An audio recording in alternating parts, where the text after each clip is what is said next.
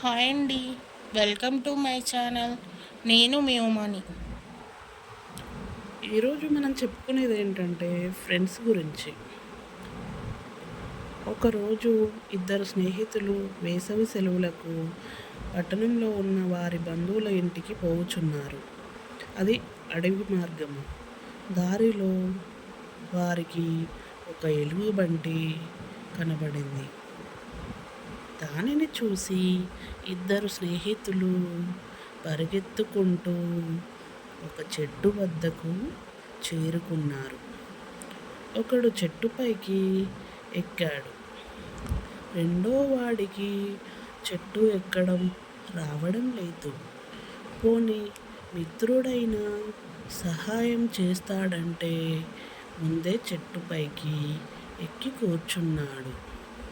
రెండో వాడు వెంటనే ఒక ఉపాయం ఆలోచించి చచ్చిన వాడిలా ఆ చెట్టు క్రిందే పడుకున్నాడు.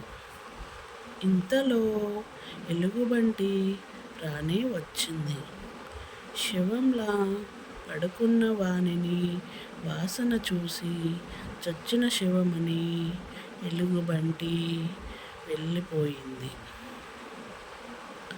ఎలుగుబంటి దూరంగా వెళ్ళిపోయిన తర్వాత చెట్టెక్కిన వాడు దిగి పడుకున్న వాని దగ్గరకు వచ్చి, మిత్రమా, ఆ ఎలుగుబంటి నీ చెవిలో ఏం చెప్పింది అని అడిగాడు.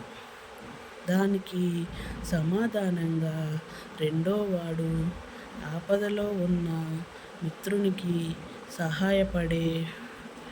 సహాయపడని వానితో స్నేహం చేయరాదని చెప్పింది అని అన్నాడు. అది విన్న మిత్రుడు సిగ్గుతో తలదించుకున్నాడు. నీతి: ఆపదలో ఆదుకున్నవాడే నిజమైన మిత్రుడు. Thank you.